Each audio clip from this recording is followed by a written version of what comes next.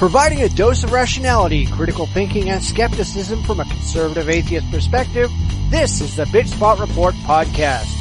Every week, your host will bring you news of note and commentary on topics of interest in hopes of sparking intelligent discussion on important issues of the day. It's not pretty, it's probably not safe for work, but we tell it like it is and offer no quarter to the credulous, the gullible, or the downright stupid. It's not for the easily offended, or for the religiously or liberally minded, but it is about 90 minutes of secular conservative entertainment. So let's get right to the show.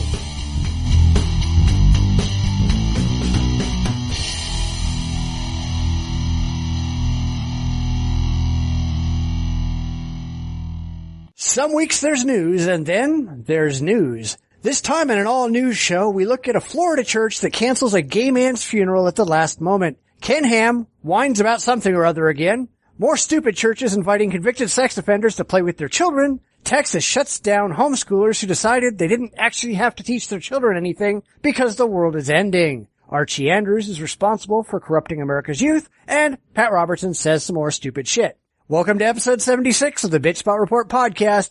Get ready for 90-ish minutes of the best conservative atheist content around. So how's it going? Not too bad. That's good. You know, if it wasn't for the cool stuff that's been happening lately, some of the stuff I've been seeing on Facebook and Google, I mean, it's really depressing that there are people out there that are so dense, you know? Yeah. And with all the latest crazy in the world, between the Ferguson, Missouri stuff, the stuff that's going on in Israel, even the Robin Williams stuff, you know, it's like, come on, people, you know, kind of get a grip. I don't know. It just, any of those stories, you're not even sure who's telling what. And I mean, everything seems so agenda driven. Oh, it always is. It always is. Even Robin Williams. I mean, the guy kills himself. Let it be. Remember the guy for the good times. And you know what? If you got certain issues, you know, it's like, give it a week and then jump all over the guy's case. But you know, I mean, literally, right after, you know, I think we were doing the show last week when this happened, and I'm going out and I'm doing the saving and stuff like that, and I see that Robin Williams passed away. I'm like, oh. So I didn't really think much of it. You know, it's okay now. You know, another guy dies, you know. I mean. Yeah, people do that every day. Yeah.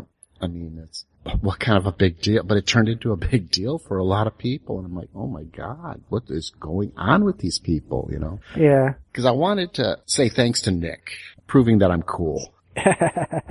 Yeah, you still have to go over there and actually respond to that. Yeah, I probably should. It's been kind of a little busy, so I'll get on that here and maybe right after the show. But I mean, yeah, Moral Oral's the greatest show, I think, or one of the greatest that I've seen. I mean, I love how it's not really picking on it. It's just pointing out the hypocrisy of religion and how people take it to such extremes. And you know, Oral, you know, he gets these ideas from church and he turns them into urine drinking, and there's he gets hooked on crack cocaine, you know, all based on the teachings of the church. It's great stuff. Yeah, well, I mean, I look at that stuff and it's like, I don't really need these people to show me how ridiculous the church is, because the reality is even weirder than the stupid shit they come up with on these shows. Yeah. And that's try to lead into some Black Jesus, because I thought I wasn't going to check it out until read that article last week, and unfortunately I'm not up late enough to see it here when I'm here, so I had to wait till the weekend. I had it set up for record, so I got to watch the first 2 episodes, and it's not bad. I mean, to me, it's not bad. It could have been better. It seems a lot of black stereotyping in it, you know, the kind of a typical. But certainly, the Jesus character in this show is very much like the one I remember from the Bible, you know. Yeah, but they still hate it. Yeah. I thought it was okay. I mean, granted it's just 2 shows. Maybe it'll get better. And like I said, there's a lot of stereotyping in the show.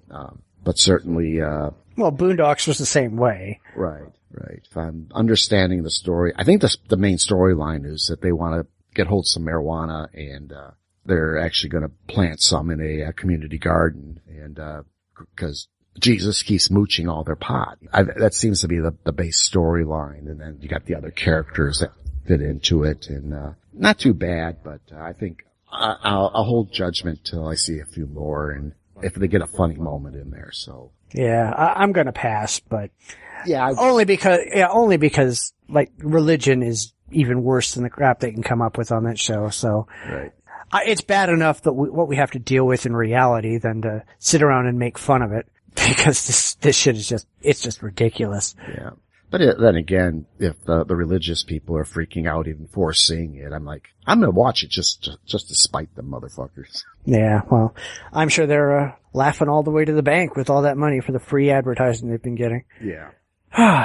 And while you've been doing that this week, you know, as much as has been said on this podcast about the troubles of the Illinois libertarians, I still disagree with pretty much their entire platform. Yeah. And most recently, this week, I've been having this really ridiculous debate with a bunch of libertarians over natural rights.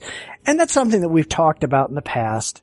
And the whole concept is really just absurd, especially when you realize that so many of them hold it like it's a religious tenet of their political faith. They absolutely cannot justify the existence of this thing at all.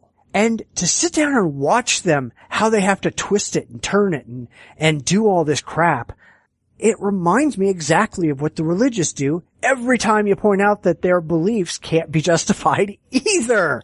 I mean, they can't demonstrate any of this shit is real. They just like carry it around like a flag, and if you dare question their blind faith, they're gonna jump all over you and insult you for daring to tell them that they're wrong. I mean, what a bunch of dicks. Yeah, I don't get that part. I mean, there's a lot of things I don't like about libertarianism. I think actually, well, like with any party, depending on what your choice is or what you attract yourself to, there's always going to be the wingnuts in there. But they're all wingnuts. That's the problem. I have not yet met one person who claims to be a libertarian who doesn't carry this particular flag around. Right. Some are not obnoxious about it, but they're wandering around doing this. This is what's actually true. Just like Christians run around going, God gave us morals, and they're waving that flag around. And then you ask them how they know that. Oh, I just know it. I have faith. And that's exactly what these people are doing. And they're doing the same thing with like the founding fathers. The absurdity of founding father worship among libertarians is just ridiculous. You know, and you point out, who gives a shit what the founding fathers said? You know, the founding fathers really have virtually nothing to say about modern society. They could not have ever foreseen what the world would turn into. They would have no clue what to make of the internet, modern technology, anything that we go through today. So sitting around and going, here's what this person said in 1774. Fuck the person in 1774, you know? They set up the system. The system has gone places that they never foresaw. Let's deal with the reality that we actually live in instead of sitting around going, yeah, but we have to do everything by the book. We have to do absolutely everything it says and all this other bullshit. And then you point out that, well, you guys are completely misreading the Second Amendment. Oh, well, that's different. Right. Yeah. Well, there's that. You know, I mean, the founding fathers set the foundations for us to work from. That's all they did. And they even argued over what that foundation was going to be. I love how they pull out the Federalist Papers. Well, the Federalist Papers is really a written debate. I mean, that's the only way you can really describe it. It was debating on how we should build our government. It had nothing to do with, this is not what we have to do for the government. It's like, here's the ideas. Let's debate them. You know, I'm trying to remember exactly if it was the inalienable rights, what those are. And what they should be. If I'm remembering right, there was this argument about what rights the government can never have access to. They can't legislate it. They can't do anything with. These are rights that are, in their words, God-given. These are the rights that you will always have, and that is life, liberty, and the pursuit of happiness. These are the rights that the government cannot give, take, or legislate. Well, and that's fine and dandy. They're welcome to believe anything they damn well please. But guess what? You know, other than just saying, hey, this is the way we're going to do things, and I'm kind of fine with that. You know, we have a lot of rights that were written into the founding documents of this country, and that's great. But the idea that these rights existed or pre-existed before any of this, that these people just somehow magically discovered that these rights are floating around out there in the ether and they just wrote them down, is complete and utter and total bullshit. It's nonsense. Rights come from people. They don't just sit out there and exist. I've actually had libertarians tell me that these rights existed from the beginning of time and were just waiting for people to evolve so that they would have some kind of real world application. Yes, that's bullshit. You're fucking out of your mind. You know, and then you sit down and you ask them, how do you justify any of this? Let's have a rational debate on the existence of these rights. How do you determine that these rights actually exist? Not that you want them to exist, not that it's your opinion that they exist, but that they actually exist. And they'll sit around and go, oh, well, it's part of my core beliefs, and therefore I don't have to justify anything. Like that's exactly what theists say when they're going, hey, I believe in God, and I don't have to justify anything. Same shit, different religion. Right. Yeah. I get tired of these people who are just completely and totally irrational. And fortunately, they find their way to the internet. Watching all this, even the other stuff I just talked about, you know, watching this stuff, I'm like, what am I seeing here? What am I looking at? What are you talking about? I mean, talking with Jim, I had a drinks with him and stuff like that. And he seems to be a kind of a normal guy. I mean, he'd be the type of guy, I mean, I could hang out with. You know, we're sitting both sides of the table, you know, both sides of the fence on this, and we could talk and we could have a real decent discussion. I think it is, there are the wing nuts that get in there and they think that it's their duty. It's not their rights. It's their duty to press forward this insanity. I mean, that's the only way I can describe it. A lot of that doesn't even sound like they're libertarians. They're like, almost like neocons. You know, they're almost like, constitutionalists. They're not libertarians. You know, that's my impression, because these are libertarians. Is like, we want government totally out of the picture here. I mean, well, it depends on who you're going to talk about. I mean, I had somebody this week also suggest that the only rational government is complete and total anarchy. And as soon as we all started pointing out that, I'm sorry, anarchy just doesn't work in humanity, he decided, well, he's going to completely redefine the term and make something else up because he got made to look like a fool when he proposed the first time out. It's like, guy, what the hell are you talking about? Yeah. Well, again, you know, that you got these people who they don't even know the basic tenets, and I mean, all they know is what other people told them, and that's yeah. a bad thing. Because on my podcast, I got this comment. Oh no, it was on iTunes. I was just there for some reason. I was checking to see if things were going up on iTunes, and I saw this one review about, again, complaining about facts. And the guy says, well, you know, just do a basic Google search and you'll get the facts. And I'm like, fuck no. I'm going to say it here. I'm probably going to say it also on podcasts. I'm not just going to do a fucking Google search. Any monkey with fingers could do a Google search. And they could search out whatever they want to search out. They'll find what they're looking for, and then they'll repeat it until they're blue in the face, until somebody eventually, they get banned enough or they get ostracized enough to change the tune, but it'll still be the same crap. When I'm looking for facts, I don't want to sit there and look at every Google page. I'm going for primary sources. I owe my listeners the due diligence for me to get to the primary sources. Nothing in my other podcast is, I don't rely solely on a Google search. I go into the books. I go into the archives. I go into the papers. I go into everything, and I get the facts. And whether these people like it or not, I'm giving you the facts. Just because you did a Google search, you found an Infowars.com article totally contradicting everything I said, and you want to treat that as fact, fuck you. Yeah, exactly. I mean, we see the same thing coming out of the religious, where they'll be sitting down going, oh, well, the fact is whatever's in the Bible. Well, no, dig deeper. I mean, let's actually go out and look at what's in the Bible, why it's in the Bible, where it came from, what it actually means. Look at the historical data behind it. They're not interested in any of that because they just pick what they like to believe, what feels good, and off they go to the races. And whether it's complete bullshit or not doesn't make a damn bit of difference. Exactly.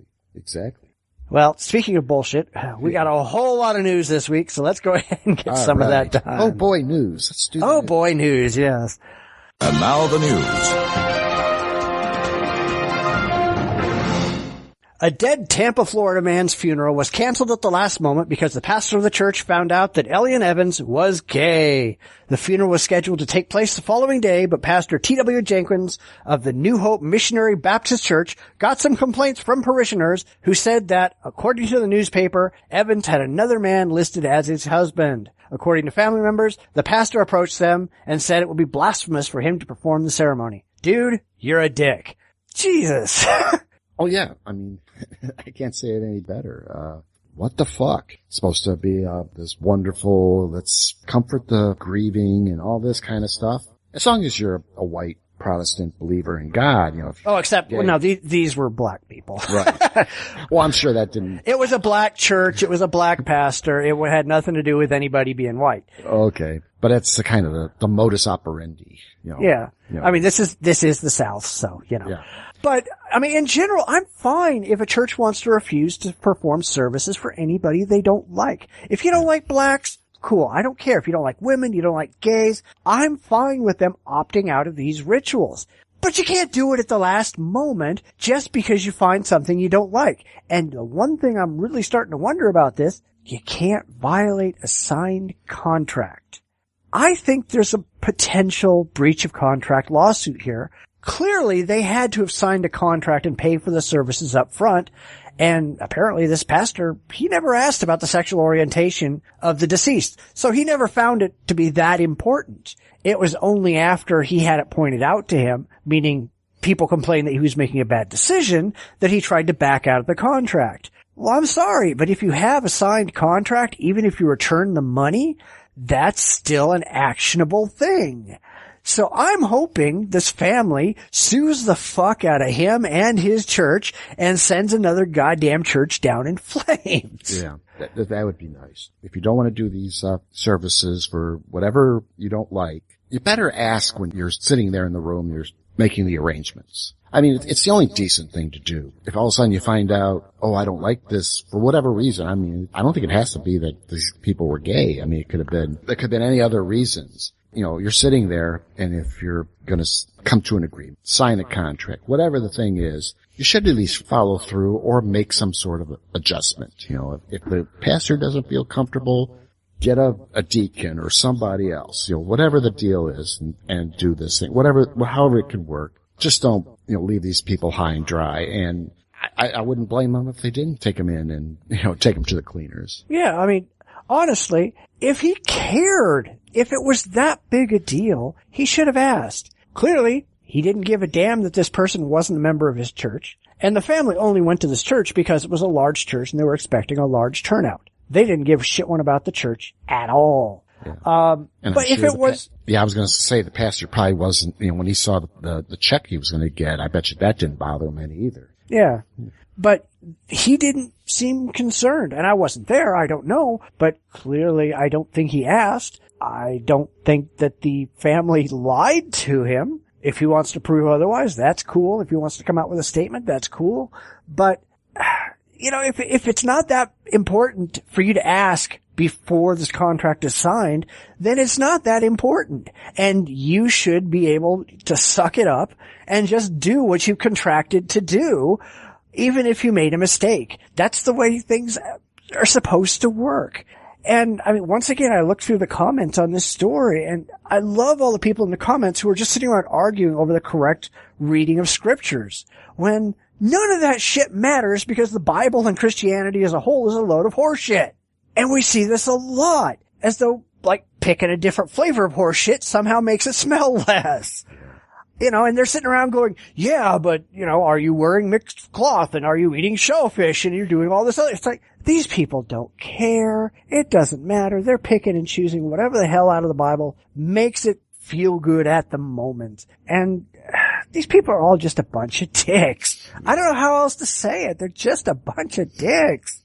Yeah, I can't say it any better. I've had my fill of that. Nobody cares. It has nothing to do with doing anything right. It's about feeling good, doing what makes you feel happy, so on. It has nothing to do with doing the right thing at the right time. When someone passes, you know, do the right thing. Whatever is the right thing.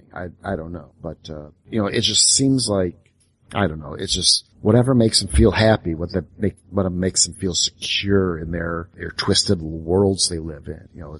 They have to shed over everything. Yeah, well, I mean, it really disgusts me the way that the religious are using people's deaths to make a political or a religious point. You were saying earlier about Robin Williams, and I've seen the religious coming out and bitching and whining and screaming and just being complete assholes using Robin Williams' death to push their agenda. And we see the same thing with the Westboro Baptist Church and this pastor right here, where they're kind of going, as long as we can find something to use, let's use it, because what the fuck not? Right. I don't know. Well, speaking of dicks, let's talk about another dick. Oh yeah. Our buddy, our pal, creationist Ken Ham, up in arms over new Atheist TV channel. Creationist Ken Ham is up in arms about the new atheist-only TV channel that is preaching a religion of godlessness. Yeah, Mr. Ham is disturbed that the new channel brags having superstition-free programming. This, he says, implies that religion is just silly superstition. Yep, he's right. Yeah, I knew you were going to say that. Yes, I guess even a busted clock is right once in a while. Right. But atheism is rational and logical. Duh. Again, he's right. Mr. Ham, you're spending millions. You've probably wasted millions on your little park there, your creationist museum. You've pumped money into your minions who are trying to disprove evolution through creationism, intelligent design. And you're extorting money from the state of, well, I shouldn't say extorting, but you're coercing the state of Kentucky to finance your little operation there. And you're worried about a atheist TV station where I would think the money you have at your disposal or money you can get at your disposal, you can put on your own fucking God creation and everything TV station and counter this atheist TV. Fuck you, Ken Ham. Yeah. Well, I mean, nobody would watch what he puts up, just like nobody goes to a stupid park. Right. But let's be real honest. Ken Ham is up at arms over everything. I mean, him and his ilk are professional victims. Everyone's out to get them, and anybody who talks bad about them is just a giant conspiracy to attack Christians. We know the drill, dude. Every time something that you don't like comes up, just like with Pat Robertson and Klingenschmidt and all the rest of the other crazies, they've got to jump up and down, like a bunch of chimps flinging poo at things, going, see, we're right. Listen to us. Oh, and give us some money. Right. And personally, I find nothing useful at all about Atheist TV. It's all reruns that are already available online. You can go out and find anything that's on Atheist TV online on YouTube right now anyway. Now, okay, granted, it's just getting started. Maybe if they're successful, it's going to start producing original programming. But, I'm sorry, but the idea of watching a rerun channel just doesn't interest me at all. Right. And I also think it's hysterical that Salon, that bastion of liberal stupidity, they watched some and they reviewed the atheist experience on Atheist TV and they gave them a really, really bad rating. Yeah. I saw that. Did I send that article or? No, you didn't. Okay. Cause, I saw that and it's like, I've seen some of the shows that have been on it. It's not one of those compelling. I mean, I do my own atheist show. Why should I watch others? Except maybe to get some ideas. Well, I mean, I watch the Atheist Experience every week. I've seen them all. I've seen every show you've ever done. I don't need to watch them again. Yeah. Come up with something new, then I'll watch it. Yeah. I mean, it might get to a different set of viewers, so there might be something there. But you know what? Yeah, it doesn't really sound like it's earth-shattering. It's not something that hasn't been said before. It's reruns, like you said. But of course, to Ken Ham, I mean, this is probably all new to him. And, oh no, now we're being attacked on TV. Fuck you. I've never really done a survey. If I go through all my channels on my cable at home, I mean, I know there's at least 5 or 6 channels that are just purely religious. The 700 Club splits with another channel, so it's like, you got 24-hour religion on how many, 7 you got literally a week's worth of programming going out every day, religious wise. So why are you worried about a rerun channel that's coming up? Oh, I forget. He's got to keep relevant. He's got to keep his face in the news. He's got to drum up more money for his art park. So, he'll say crazy shit and get news coverage like what we're doing. We're giving him coverage. Yeah, but the people who are listening to us are probably not the people that he wants, because the people he wants, what he wants to do is he wants to be going, hey, look, the atheists are out to get us. Send me money. Well, the people who are listening to this show, by and large, I would assume, are atheists who are not going to send him any money and who think he ought to go fuck himself. Yeah, I would hope so. I would hope so. We're giving him the kind of attention he should have. Right. Instead of the stuff that he's actually getting on his, however he's getting this information out to the public. I didn't even look at where he said this stupid thing because he's got lots of outlets to say stupid things. Yeah, I wouldn't be surprised. Well, it's probably a press release through, the religious news service, which seems to pump out all sorts of religious news. That's kind of what they're there for. Yeah, so they probably got to send out a press release, and a bunch of people wrote up some articles. Okay, so yeah, whatever. But I don't know. It's this guy needs to get a clue. We've talked about this guy between losing out on tax money, getting tax money. He's trying to finance this park. I don't know. There's something fishy going on with this money. How they're doing it. Like, I don't know. Do they just sit in a room and pray that God will send money down, or probably? That's the only way I could think it could be, because they're not getting the money. They've lost opportunities. They've tried everything. They've tried debating Nye, and that. I don't know if it really backfired for him. It didn't help, but I don't know if it really backfired. It just gave him some more publicity. And that's the only reason he's doing any of this, is for publicity. He doesn't give a shit about Atheist TV. Atheist TV will never impact anything he does. But he's running around like a chicken with his head cut off going, the sky is falling, the sky is falling. Or the atheists are coming, the atheists are coming. So give me some money so we can combat the coming tide of reality. That's all he's doing. That's all of any of these fuckers. That's all they do. Every single one of them. That's what they do, is they have these podcasts or these TV shows or whatever that they sit around and they don't talk about the good things that are happening out there. They don't care about good things. Good things don't bring donations. They have to go out there and bitch and whine about things that they think are bad from their perspective. And then they've got their hand out.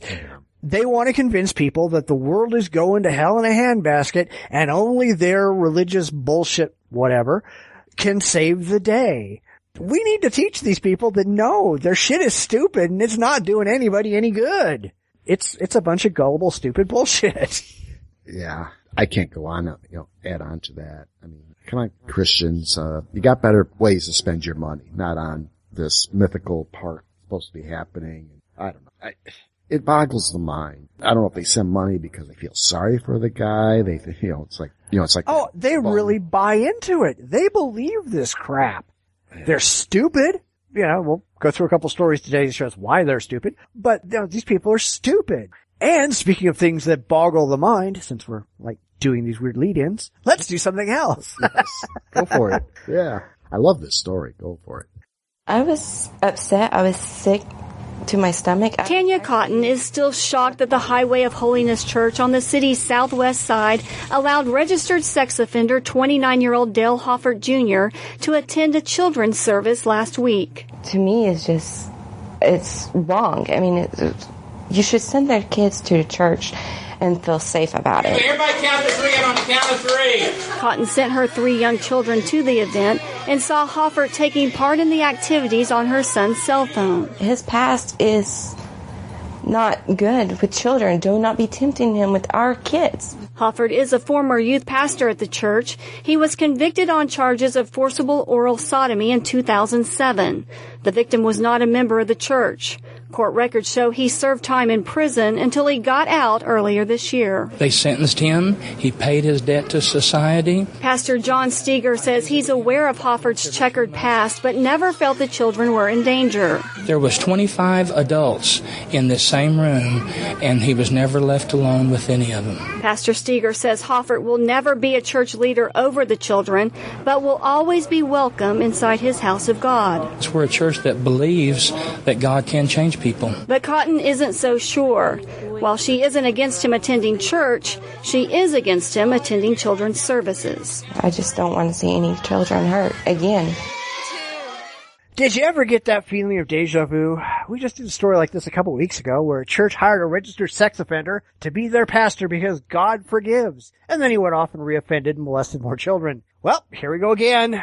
An Oklahoma church allowed a known registered sex offender to participate in a children's religious event because, according to the pastor, John Steger, we're a church that believes that God can change people. Yeah, right up until he buggers one of your kids. Right. You know, and I brought this up just in case there's some theist out there listening who thinks that the last case we talked about was a unique situation. It wasn't. Neither's this one. The religious really are the stupid and delusional. You know, I mean, you got the Scientologists who are totally opposed to anything psychological. I mean, psychiatry, I guess the drugs might be pushing it, but you know, they believe that whatever, the Thetans or whatever they believe is really the problem. It's not that you got mental problems. Mental problems is make-believe. I mean, this is a bit of a stretch, but Mike Barra, who wants you to believe that there are aliens living on the moon and Mars, that a lot of the stuff that he presents, it's clearly pareidolia. You're made to see things that aren't really there just by suggestion. You know, the face on Mars, there's supposed to be this ziggurat. You know, our brains work in weird ways. And so I think the science is almost clear that you don't want to put sex offenders close to targets that they offend against. I mean, I think that's just a basic tenet. That's why you register as a sex offender, to warn people that your mental situation may create a situation. But then apparently you can pray and you can do whatever and make all the problems go away, so you can allow this guy to hang around with your children. It's one of those mind-boggling things. You know, again, the stupidity that these people will put through. I mean, they believe it that much that God will cure these people. We know that this mythical being is curing away the whatever's wrong with them. I don't want to mix gay and pedophile. That God will automatically, you're no longer a pedophile because you believe in God. No, that's not how it works. You know, this person has problems. He's got issues. If he's following his instructions from his doctors and his whatever, but he's still a predator. He can be dangerous. Why would you put this person in with your kids? I don't care how much you trust your God. This is just, it just makes no sense. It is ridiculous. It's just stupid. And why would anybody, even if you truly believe your God fix this person, you're still got yourself in a situation where if something did happen, you're not going to get a lot of attraction claiming that your God was supposed to have cured this guy. It's not going to work. The courts are going to say, no, but you allowed a pedophile in contact with children that are probably a violation of his parole anyhow. Right. I mean, I went and checked on Oklahoma sex offender laws, and they state that a sex offender cannot live within 2,000 feet of a school, public park, or playground, or daycare facility, or any property whose primary purpose is working with children. So I'm wondering if this guy wasn't violating the terms of his registration by being in a place primarily intended for children. I also wonder if maybe the pastor isn't guilty of potentially aiding and abetting and or potentially contributing to the delinquency of a minor, especially if this guy, Dale Hoffert Jr., gets any bright ideas and goes back later to go after any of those kids. You know, we got to remember that he was convicted in 2007 of forcible oral sodomy, and he has to register as a sex offender for at least the next 15 years. And that's only if this is a first-time offense. I mean, third-timers, you have to register for the rest of your life, like 3 or 4 times a month, everything you do. because you're just a danger to children everywhere. How the fuck does anybody rationalize this? That's what I don't get, is how do you take somebody who is a dangerous person, who has proven themselves to be a dangerous person? How do you allow this person to be in contact with children that you are supposed to be personally responsible for? Yeah, that's a mystery to me. Even if you did, I mean, if you don't believe in, mental illness, or you don't believe certain things, or you believe that your God can cure mental illness, it's still if someone finds out, or if you're intentionally hiding the fact that this guy has to be registered sex offender, I mean, I would think there's so much liability that you probably wouldn't want this person. I mean, I think, and I'm using the word, sane and sensible here, would not allow this person in. I'm sure you're going to say it here in a little bit, but these aren't sensible people. These aren't sane people. They believe in a mythical being. But I would think that even just that basic concern over, well, not only any potential liability, if heck, it could happen that, a parent finds out, well, this guy was a sex offender. Why is he working with my kid? Did he molest my kid? Next thing you know, they're accusing the guy automatically that he may never have done anything. But, it's like almost automatic now. It can escalate so many different ways. I mean, whether it's good or not, or if it's not. Yeah, but these people have no common sense. Well, I mean, that's true. But, it's almost like, there has to be something basic there. And if you're dealing with a sex offender, and, I want to say that there's got to be some sense in these people. There doesn't seem to be. Yeah, there isn't. That's the problem. And anybody with two brain cells to knock together is going to realize that by just allowing this person in contact with children, they're opening up their church and themselves to a massive potential legal liability. If this person is, this pastor guy, if he was older than like 6, and he hasn't figured this shit out yet, he needs to be put in a rubber room someplace, because I'm sorry, mature individuals, adults, know this stuff. It's unfortunate that they have to know this stuff, but they know this stuff. If you had a registered sex offender that worked at your company and there was like a children's day out at the circus, you would not allow that person to come. You wouldn't. Even if you trusted them completely, even if you knew for an absolute fact there's no way he'd ever do anything wrong, you would never allow it, because your company and you personally are at legal financial risk if anything goes wrong, or as you said, even if nothing goes wrong and people just get wind of it and start accusing them. Just the bad publicity alone is enough to put a company out of business sometimes. Right. And plus, what the fuck is wrong with the South? I mean, I'm sorry to any of our listeners who live in the South, although pretty much without exception, everybody I've met who lives in the South tells me the South is really fucked up. But like the last case of this we talked about in episode 72 is in Kentucky, and this one is in Oklahoma. What the fuck's wrong with these people? Did like a meteorite with strange brain-deadening radiation land in the South someplace? What's wrong with them? I wish I knew. I really wish I knew that maybe there's a cure for it somewhere. I wish there was, because the South it just seems like they're getting dumber and dumber and dumber and dumber. And all the stories that we see coming out of the South, out of the religious, it just leaves you like shaking your head going, what the fuck? I mean, it's like, what the actual fuck is wrong with these people? I wish I knew. I'd get a Nobel Prize. Yeah, well, hey, why don't we talk about a bunch of other people who wish they knew too?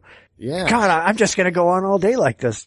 A Texas court, according to Raw Story, ruled this month that parents who allegedly stopped homeschooling their kids because they believed Jesus Christ was returning to earth were not exempt from state education regulations.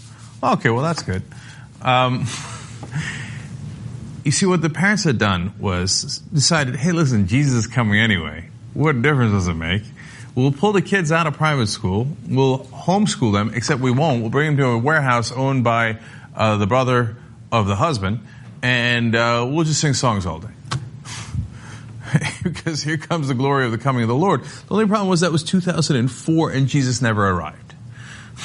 They're still waiting. So now more from Raw's story. Tracy, who was the brother who gave him the warehouse, right? He's a twin brother, actually, of the dad in the case, said there that he never saw the children reading books, using computers, or doing arithmetic. Instead, the children were seen playing instruments and singing. Kumbaya, presumably. Now, the dad there is Michael McIntyre, and the wife is Laura McIntyre. Tracy McIntyre is, of course, the twin brother who, out of the goodness of his heart, good Christian, had given them the warehouse to homeschool the kids, because there's a lot of them. And then they turn around and were like, yeah, not so much. We're not going to do that. Okay. So, you know what he did finally? He's like, all right, that's it. You guys are gone. And he kicked them out of the warehouse. Good for you. Because they're supposed to be teaching those kids. They're going to need that education later. Tracy overheard one of the McIntyre children tell a cousin that they did not need to do schoolwork because they were going to be raptured. Yeah, and I love this story because it's coming out of Texas. It's a story out of Texas. More morons from the South. Yeah. Texas court rules against homeschoolers who expect rapture and stop teaching kids.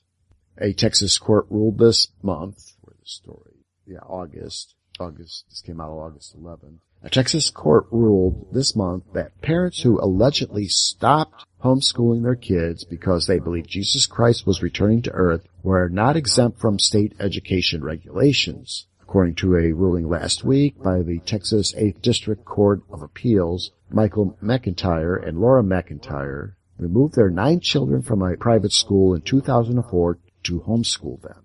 Michael McIntyre's twin brother, Tracy, testified that the parents used empty space in a motorcycle dealership that he co-owned as a classroom, but Tracy said he never saw the children reading books, using computers, or doing arithmetic. Instead, the children were seen playing instruments and singing. And actually, they were turned in, parents were confronted, and the school was eventually moved to a rental house, and then in 2006, the school district met with parents about an anonymous complaint that the children were not being educated. District Attendance Officer Mark Mendoza later confirmed that one of the daughters, Tori, had run away from home to attend school and was enrolled at Coronado High School. But when the district attempted to contact the McIntyres for curriculum information so that Tori could be properly placed at the school, the parents refused to cooperate. And it kind of goes on into the point where they eventually filed truancy complaints against the McIntyres, and there was a counter suit for injunctive relief based on the Texas Education Code, Texas Religious Freedom Restoration Act, and the Texas Constitution and the United States Constitution. The appeals court ruled that educational regulations did not prevent the McIntyres' First Amendment right to free exercise of religion. The court said that 1972 court case, which found that the Amish did not have to send their children to school after 8th grade, did not exempt the McIntyres. No parents ever prevailed in any reported case on the theory that they have absolute constitutional right to educate their children in the home, completely free of any state supervision, regulation, or requirements, the ruling stated. They do not have an absolute constitutional right to homeschool. Okay. Well, I mean, it isn't like they were ever really teaching their children in the first place. Right. Filling your child's head full of religious fairy tales is not an education. Right. And, of course, going out of their way to hide that. I don't know. This is so, it's sad, and the kid runs away to school. Well, I think that's a great sign for her that maybe she's likely to escape the religious brainwashing, but come on. Yeah. A kid wanting to go to school. To me, that's amazing. I'm sorry. And it's cool. Yeah. And, that actually exposed the parents, that they weren't doing their job. And I've always been very leery of homeschooling. I know there's people who, I'm under the understanding, at least here in Illinois, a lot of, really educated people are homeschooling their kids. And it's not a religious, they just want their kids not to go through the public schools. They want them to get and they're probably getting better education than they were getting at their schools that they were going to. Here it's almost opposite. They're not getting educated. They're getting pulled out into these home schools that are teaching them all sorts of bullshit. And, one of the big things I have, besides just getting the education, is that I think one thing that homeschooling does is it doesn't give kids a good, I mean, because kids have to interact with each other. There's making friends, doing extracurricular activities and stuff like that you don't get at the homeschool. Right. You know, I think there's like a social thing that also goes along with it. So, reading this, I mean, I'm glad that the one kid was able to escape a little bit there. But hopefully, I mean, I really would like this to be like a model to all the homeschoolers saying, hey, you've got to teach these kids. You can't just stop. And just because your religion tells you this doesn't supersede that these kids need to be educated. And I'm glad that this judge has, you know, stated that there is no constitutional absolute in religion. Yeah. Well, there's no constitutional absolute anything. Right. You know, we need to remember that. But I really think that following this, they need to really force those kids back into a regular school. All right. The parents have already proven that they can't do the job. It's clear they've never been adequately educated. They've never read books. They never did math. They never studied science. They just sat around and prayed and sang songs, and that's not an education. Sorry, shit don't work that way. And they complain that the state has no right to tell them how to raise their children. Well, this is just one more instance where I think the state has every right to intervene and protect these children from the crazy beliefs of their crazy parents. I mean, let's be honest. From a social standpoint, once the damage is done and these children can't get into a college, they can't get a job, they can't take care of themselves because they lack the basic tools necessary to do so, it's not the parents that are going to be providing lifetime financial care. They probably can't do it for themselves.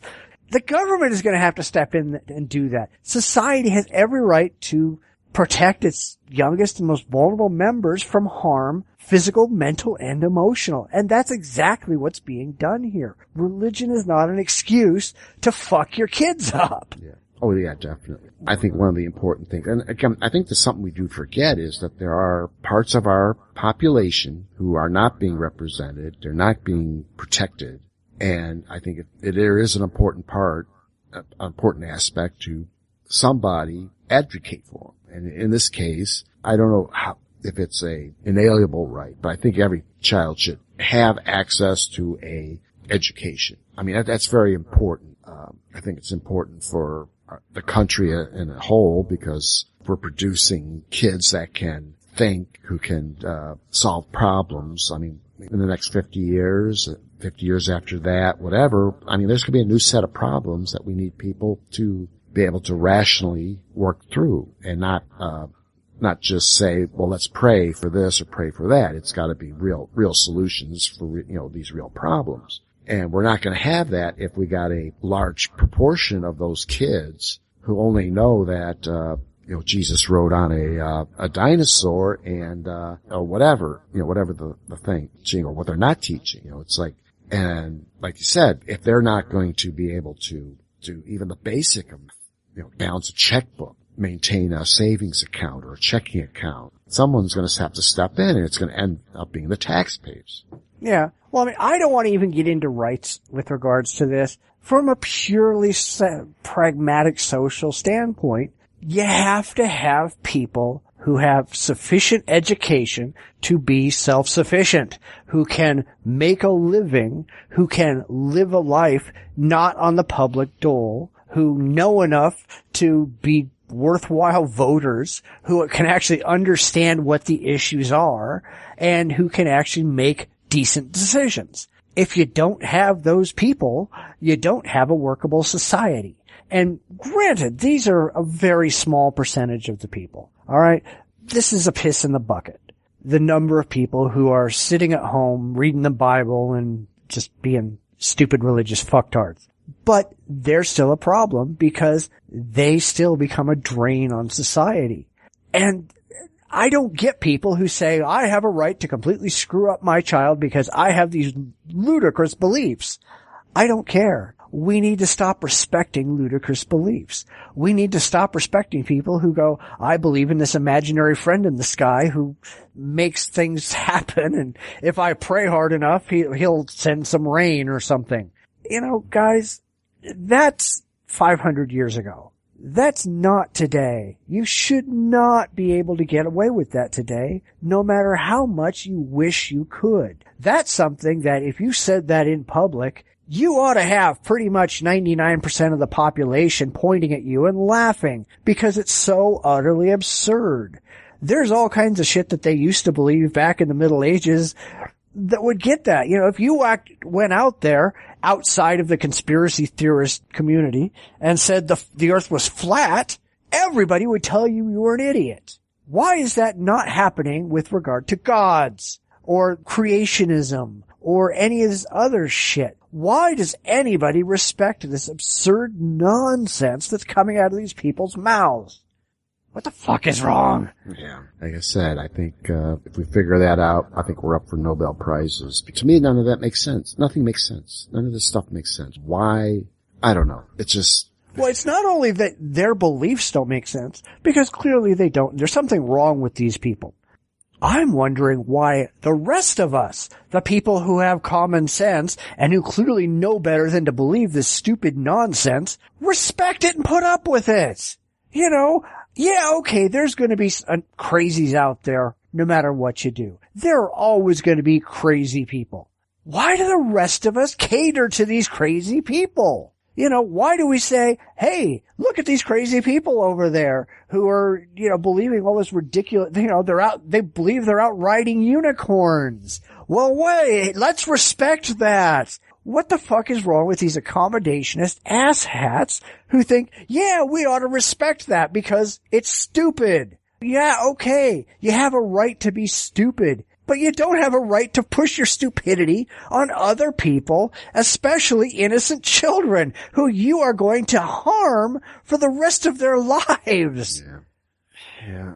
I mean, that's almost worthy of a main event. I mean, what's really going on? I mean, why are people willing to overlook the religious? Why do they overlook Pat Robertson when he spews out some weird, it's okay to divorce your Alzheimer's wife, or you do this, or you do that, and it's like, oh, that's just Pat, that's the way he is. It's like, dude, I mean, and I guess what's amazing is that you got these, when you watch some of these crazies on like YouTube or whatever, and they've got the Bible in one hand and they're pointing out in this passage this, in this passage that, in this God said this, God said that. And it's always, God loves you. God's here to protect you. But then you get like a Pat Robertson or a Klingensmith or whatever these guys, and they talk about it's okay to divorce your Alzheimer's wife. It's okay to kill people because they're gay, or send them to concentration camps, or whatever. And it's like, well, wait a minute. That's just Gordon being Gordon. That's like, no. That's Gordon being an asshat. That is Pat Robertson being a dickhead. No one wants to call him out. I thought it was actually kind of funny. I was watching on HBO and seeing like, Billy Graham going to, they're doing that Nixon tapes thing. You got all the religious types going to, hanging out with Nixon. And I was watching this, kind of a documentary on Betty Page, the stripper, pinup girl. Who's the guy? Schuler. Robert Schuler. Robert Schuler was at her. My buddy. Yeah. He was actually at her, at a party for her, honoring her career and, saying that she was a great person. And, cause I think at one point Betty Page found God for a little while. It may have been Schuler's church. And, here he is and with, all these, people with piercings and, tattoos and very skimpy outfits and, mimicking the Betty Page look. And, I'm like, well, that guy's cool. I think he gets it. He kind of gets it. I mean, he's still kind of a, he's a religious, Southern type, preacher. I've seen him, I think he's got he's got a mega church, right? No, he's retired now. He did have the Crystal Cathedral before it went out of business, and, he retired and his kids fucked it up and it got sold to the Catholic Church. Okay. So now it's a Catholic church. Cool. But like I said, I mean, he's one of these, and he's hanging out with the most straight-laced, Christians would say is like the dregs of society. These are porn actresses, and these are, prostitutes, whatever they're talking about. And it's like, but the guy's like, oh, she was a great person. I mean, Schuler seems to get it. These other guys don't. He doesn't really get it. I'm sure it was somebody that he made friends with some point in time and showed up. I'm sure he doesn't get shit. Yeah. He knew Betty Page. He probably met her someplace and he went to her party or whatever. I'm sure he went to her funeral when she died and whatever. I'm sure he didn't accept her as she was. He just, But still, it's like, I don't know. To me, it seemed like the guy kind of gets it. These others don't. No one wants to call him out, but then when something really bad happens, then you got the courts that are wrestling with, okay, we got a Second Amendment, we got a First Amendment, we've got these amendments that say, we can do this, but we can't do that. And I don't know, it gets so screwy, and then at some point someone has to throw their hands up and make a decision, and you kind of hope that they come to the right conclusions, and a lot of times they don't, and that's what's really, so messed up with the whole deal.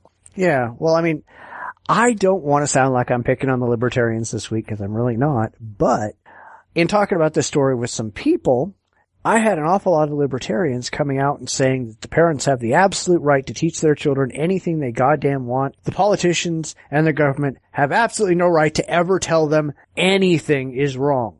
These parents can be going out and teaching their kids that left is right and up is down and black is white, totally screwing their kids up so they have no grasp on reality, and nobody has any goddamn right to tell them otherwise. And I completely and totally disagree.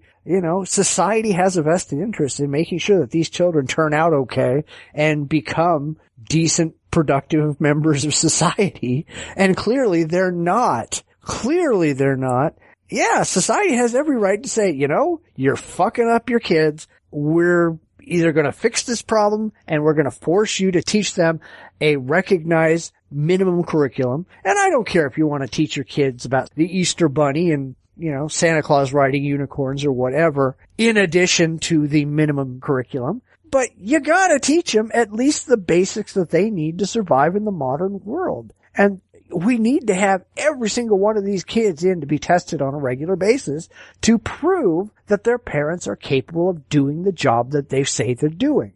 These people, for years, they didn't teach their kids. It's like, I don't know what the dates were, but they were saying back in 2006 they weren't teaching their kids. What the fuck is wrong with you? What do these kids actually know? Do these kids need to be put into a remedial school someplace so they can learn how to tie their shoes? What the fuck? But, you got people like the libertarians going, oh, well, they should be allowed to do that. Fuck you. Fuck you right up the ass. Yeah. I mean, that's where, I have to differ with the libertarians. We gotta have some type of, a minimum. Math, reading, science, maybe some type of social studies. And really the basic. They gotta know how to add, subtract, multiply, divide, all of that, the basic science concepts, the basic, some, U.S. history to perhaps, maybe just to pass our Constitution test. I know Illinois has some Illinois Constitution test, and when I went through, there was a the federal Constitution test, and there was the state Constitution test.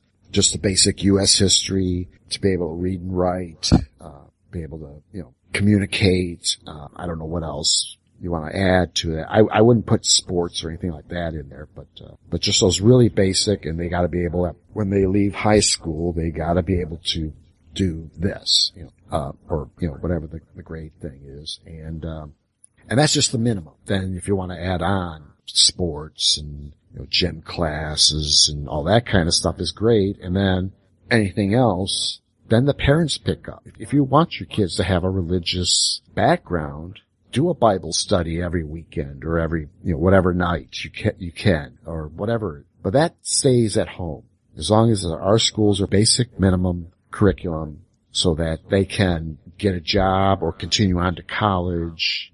I mean, that's what, our grade schools should be doing. It's getting either ready for a job or ready for college. I prefer. Well, that's what school's for. It's getting you ready for life. Yeah.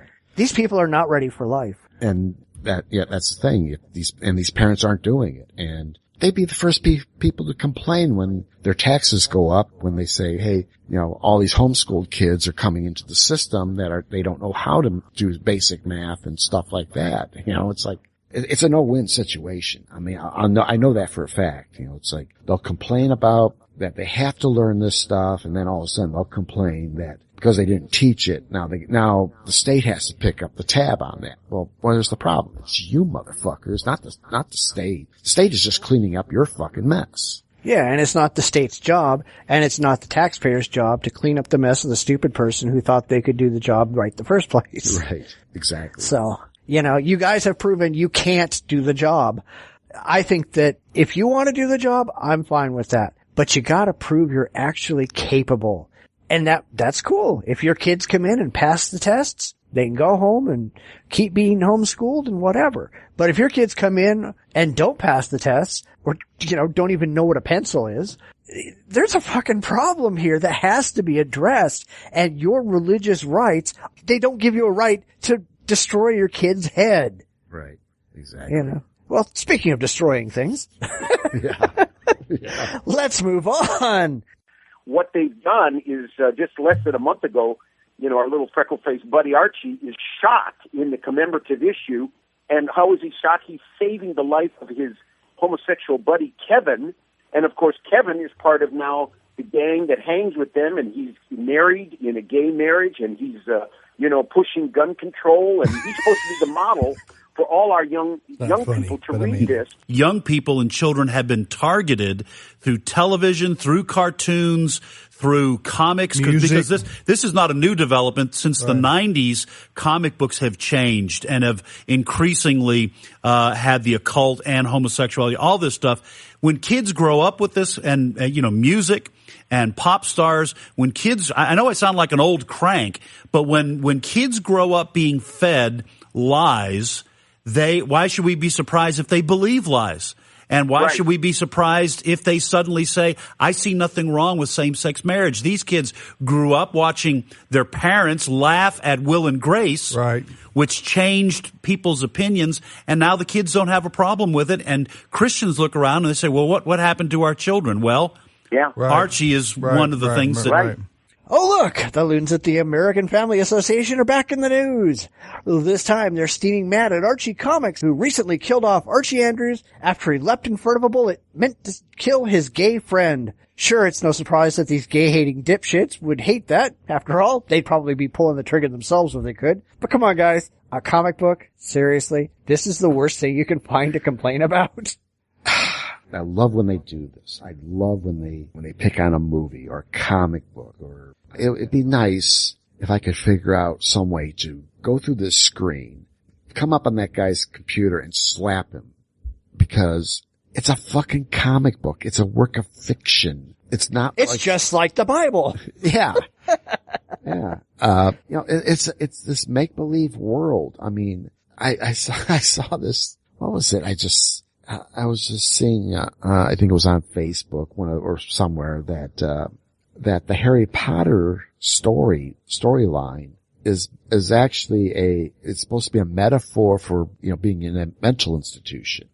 And I'm like, okay, I'm not a big Harry Potter fan. I've only seen little bits of the movies. I'm like, I don't see where you get a metaphor for mental institution. I just see a kid who is learning to be a wizard. It's not any of that shit. Yeah. And I'm a Harry Potter fan. You know, I've read all the books. I've seen all the movies. Okay, the series went to shit at the end because somebody needs to get J.K. Rowling an editor. But it's none of that shit. And that's kind of the problem with a bunch of these people with philosophy degrees who just kind of sit around and noodle their navels and think, you know, they think that things actually mean shit that they don't. Yeah, exactly. Catch you in the eye. Yeah. This means something. No, it doesn't. Yeah, because you got way too much time on your hands. Yeah, because I hear it a lot from the conspiracy people. That movie, The Watchmen, that's supposed to be the grand plan for the Illuminati to take over. Prometheus. Speaking of people with way too much time on their hands. Yeah. Yeah. I don't know what they're noodling. Probably their ass, but, and it's like, they find these weird meanings in the, you know, and it's like, no, it's a work of fucking fiction.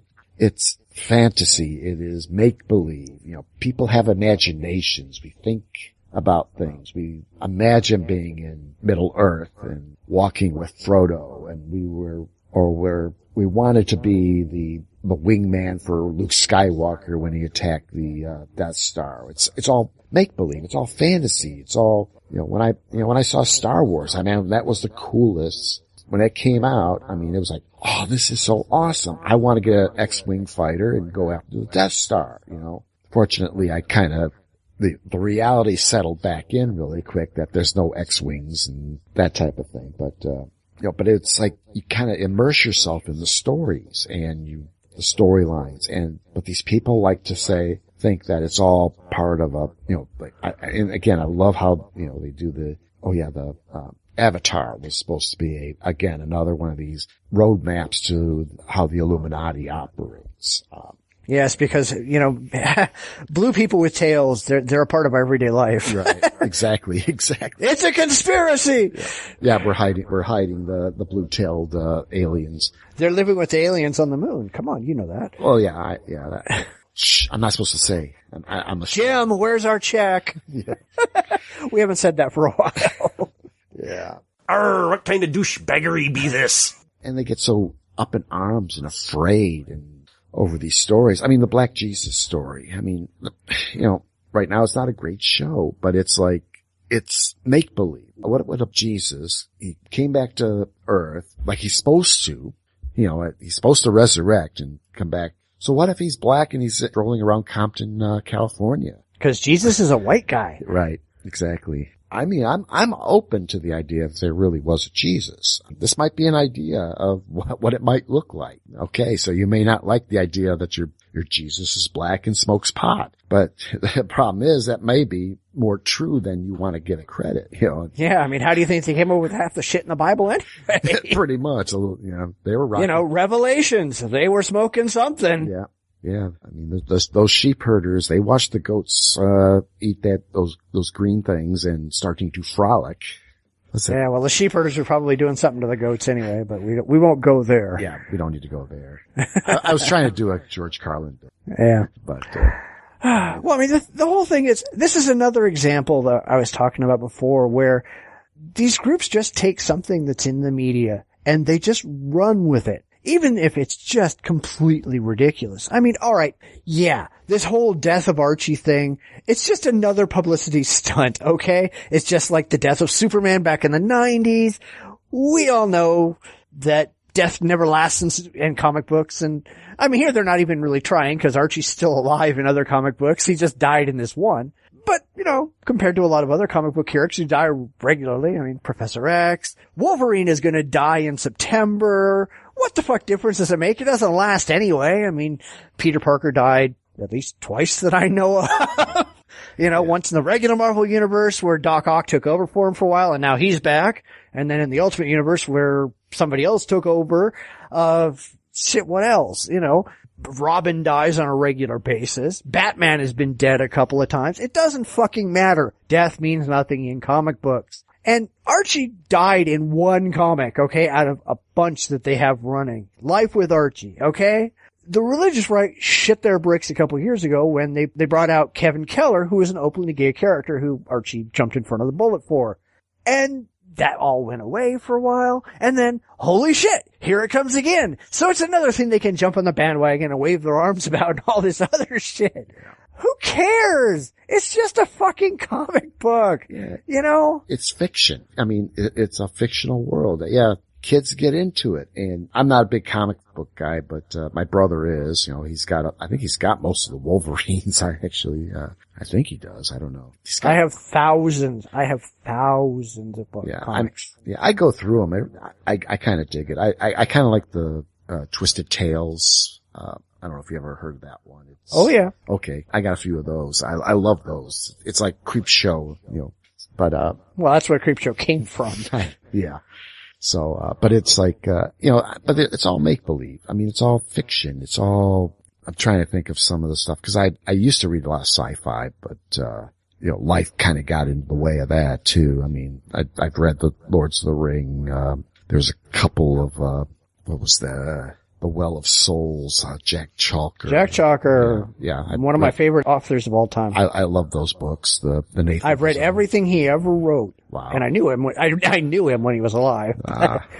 That's cool. Miss him. Yeah. I mean, they were great books. I love those books. I'm trying to think of some of the other stuff I read. They were neat stories, neat, storylines, but I knew they were all make-believe. I mean, I'm a big Bugs Bunny fan and all that. I mean, those cartoons, I really miss the racist stuff that they won't show on TV anymore. Because to me, it's also history. It's how we were entertaining ourselves in the 20s, 30s, 40s. I mean, I have all those too.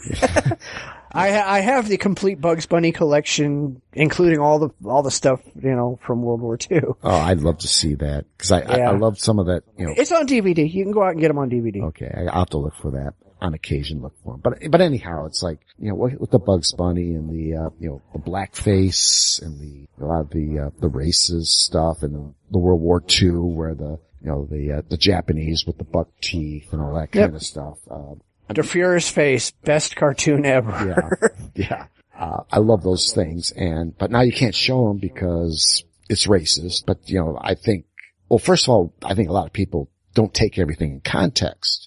Some of that stuff was during a war that we were fighting the Japanese. So they're going to make the Germans and the Japanese look, dolts.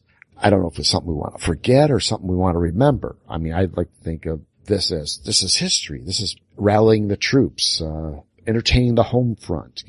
We are fighting a war. It was a war that we could very easily have lost. This is how we were handling it, how we were escaping from the carnage that's happening halfway around the world. All of a sudden now this isn't, we don't want to show this because, it shows, the Japanese in a bad light or the Germans or, the blackface I can kind of get, stuff like that. But it was still a kind of it is a slice of history that we're going to lose because some people are just too uptight over those images. And well, I mean, that's a problem that I always have. And usually this is with the liberals, but I'm not going to say it's always that way. But these are people who want to pretend that the uncomfortable parts of history never happened. They want to say, okay, we have a particular view today. And so we're going to pretend that we've always had that particular view because it makes us comfortable. So all the things that were racist in the 40s and 50s. And I did just put Der Fuhrer's face into the show notes for anybody who wants to watch that. But they want to pretend that all this stuff never existed so that the entirety of reality was always their happy, fun, comfortable, emotionally satisfying world. And that's not the way the world works, guys. You have to understand that things haven't always been the way that they are today. And just because you're uncomfortable with the way something is today, and this largely goes for the religious too, we see that shit all the time where they just don't want to talk about anything that goes on that falls outside of their silly little religious beliefs. They want to pretend that America has been a Christian nation and all this other bull crap, which is complete lies, but they're not interested in reality. Right. This whole thing is just silly. Right. It doesn't surprise me that they attack this comic because it is, of course it goes against, the religious and their thing about homosexuality. But it is a work of fiction. It's not real. It makes you think, which is, I guess, probably what bothers them more is that, a straight boy, I don't know if is Archie gay now? No, Archie is not gay. Okay. So, Kevin Keller has always been gay, but no, Archie. Yeah. Archie's probably in the comics has never gotten laid, but Okay. Well, actually, no, I think he was married at one point in one version. I don't know. I don't keep up with Archie, but. Okay. Yeah, I'm not, like I said, I'm not a big comic person. I just knew Archie from the 60s, I think. Probably the late 60s, early 70s. But, it's a story that makes people think, and I think that's what really scares the religious. They don't want you thinking. Yeah, because if you think, you realize that the stuff that's coming out of their mouth is complete nonsense. Yeah. And I'm just trying to imagine, I haven't seen the comic. Imagining this was something, some type of, maybe an emotional, in the comic. I don't know what it might have been. So in general in the comic, it was, Kevin Keller became a U.S. politician and his position was something on gun control, and somebody in a crowd pulled out a gun and was going to shoot him, and Archie saw it and jumped in front of the bullet and took the bullet instead. it wasn't really presented so much as he protected him from being gay as, he protected him as a politician. But that's really where the AFA is going. It's like, oh, look, he's dying to save the gay.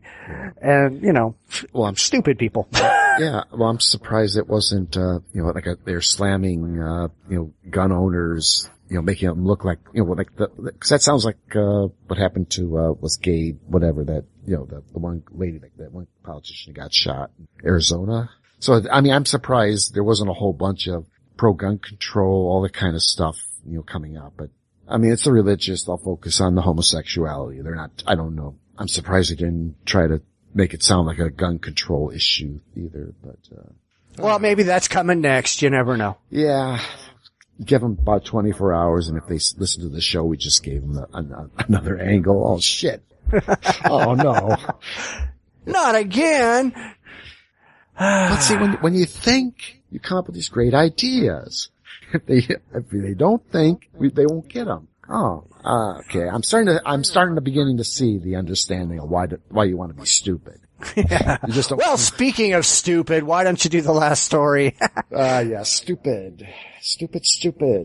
So this was really a stretch by the federal government. I think it was completely political. And at the end of the day, it's a political witch hunt. Unfortunately, it's taking place in a federal court. Bob was, we mentioned candidate for president, but he certainly was a candidate for vice president. Absolutely. Without question. And he would have been on the short list of Mitt Romney for vice president. Yep.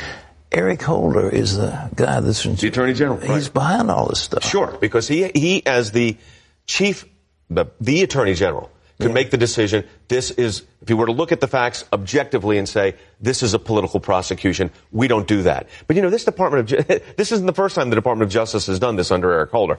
This kind of federal overreach, it seems to be typical of what this administration does. At the end of the day, he's going to put on a vigorous defense.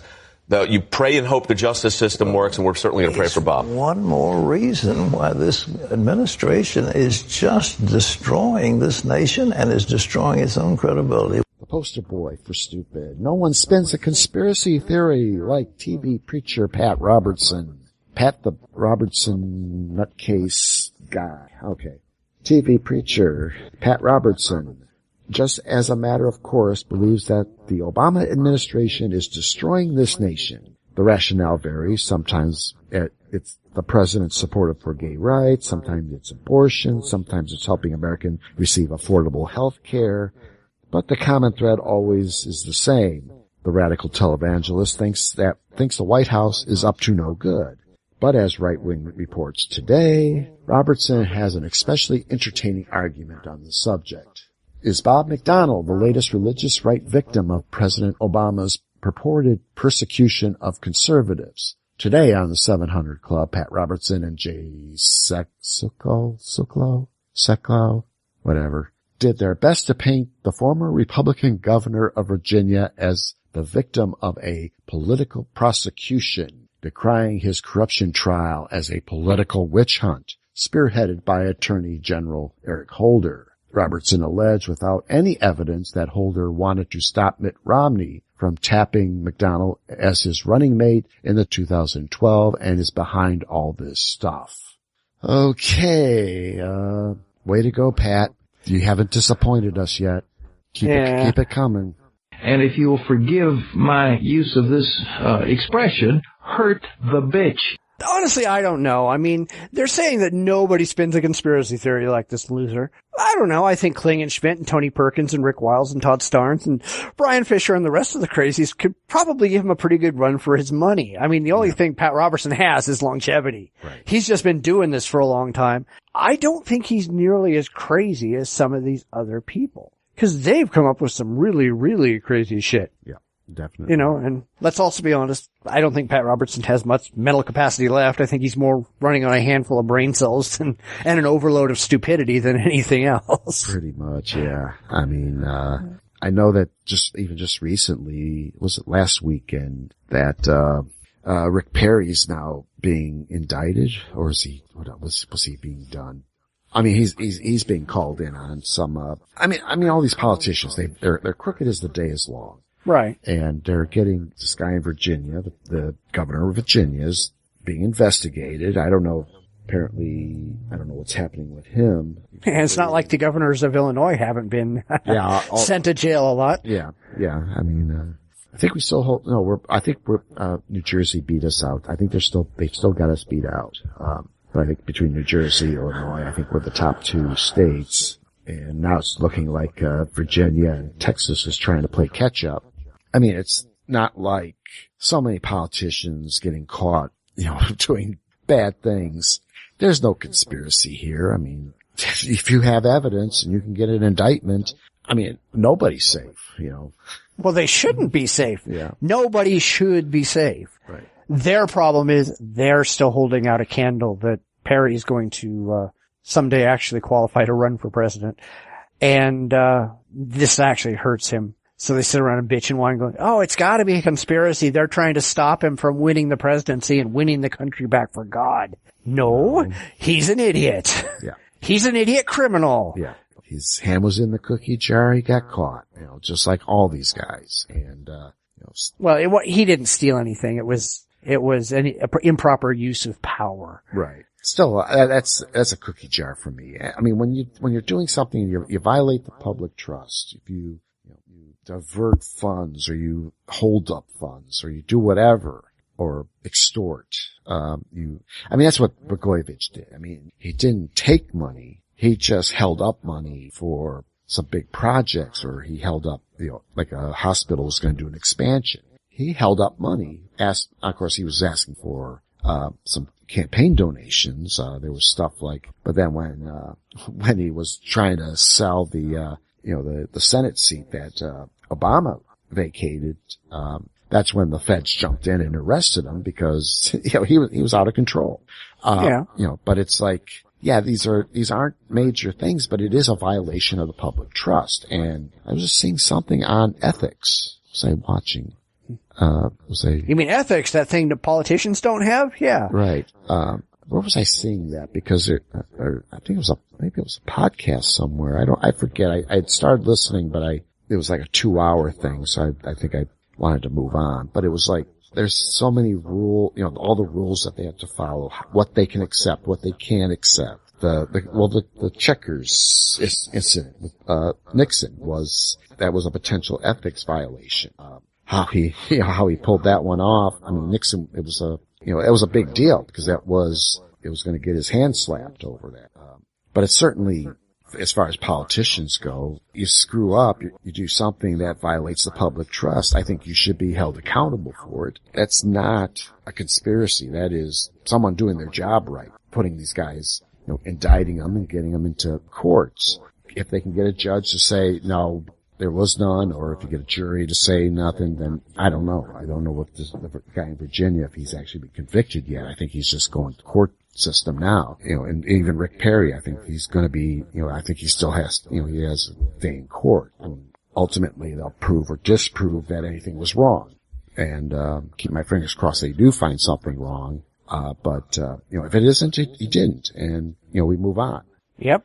Yeah, I mean, I want these people, if they break the law, they need to be held accountable for breaking the law. If they don't break the law, cool. Then they keep doing their job and they get reelected or whatever. But we need to weed these criminals out of the government. And unfortunately, we don't do that. We just keep reelecting them. Right.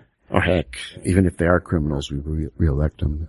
Oh yeah, most of the time. Yeah. We're not that bright, unfortunately. Yeah. But to call it a conspiracy, that is, there's no conspiracy here. It's just politics as usual, and someone got enough evidence to get an indictment. Now, whether these allegations are true, they're going to drag it to the court. He may get off with a misdemeanor. He might get a felony. May have to pay restitution and pick up garbage along the highway, whatever he gets. But it has to be done. There's no conspiracy here, and I think it's important that we don't, again, they seem to give the religious a pass. We'll give our politicians a pass because, for whatever reason, I would love to know what the reason is why we would give any of these guys a pass. Because he's a good Democrat, he's a good Republican. That's not an excuse. I mean, yeah, I don't believe in giving anybody a pass for any reason. Right. I mean, But Pat wants it because he shares Pat's religious views or something stupid. Yeah, he's probably one of the bigger contributors. Yeah. Well, I mean, I'm really convinced we really ought to be thanking Robertson and his cadre of mental midgets, because they're probably more responsible for driving people away from religion than any other single source. I mean, their craziness has got to be making people wonder what the actual fuck is going on in religion and why they're taking it seriously. Every time Pat Robertson opens his mouth, every time Klingenschmidt or Perkins or any of these other crazies say something, there's a lot of people out there who have to be going, what the hell are you talking about? And why would I want to spend any time in a religion that I have to share with you? That's a good thing, I think. Oh yeah, definitely. The more times these guys open their mouth, and if we can give them more exposure being stupid, I mean, that's half the battle right there. Then it's just finding a way to get over that hump, you know. I think that would be the next challenge. You know, we can bring everybody, says, here's Klingenschmidt, listen to him. Demons, you know, homosexuals, blah, blah, you know. We can expose these guys for what they are, but it's just, now how do you get them? Oh, they're exposing themselves. Probably literally, but I don't want to go there. Yeah, we don't want to make allegations. I don't know. Well, you think we ought to just kill it for the week? I think I'm in a good mood. Actually, this was a good show. Got to pick on Pat Robertson and Ken Ham. That's got to be a good thing. Hey, that's a win. Yes. All right, and that wraps things up for another week. We welcome comments, arguments, and good recipes at the comments on our website. If you want to come on the show and defend your viewpoint or just hang out, we welcome you to look at the instructions, which are honestly woefully out of date, and I have to get around to updating them. Talk to us on Facebook, Google+, Twitter, Tumblr, and all over the social media verse. You know where we are. Come talk to us. We can't do all this ourselves. So until next week, everybody take care. Good night, everyone. Thank you for listening to another episode of the Bitchspot Report podcast. We invite listeners to interact with the show by commenting on our website at report.jdragononline.com. We can also be found on most social media sites, including Facebook, Google+, Tumblr, and Twitter. You can also listen on iTunes, Stitcher Radio, and Player FM, as well as on the aforementioned website. New episodes post every Friday at 9 a.m. Pacific. Those interested in being on the air, please visit our website. All instructions are there. We appreciate our listeners and supporters. We couldn't do this without you.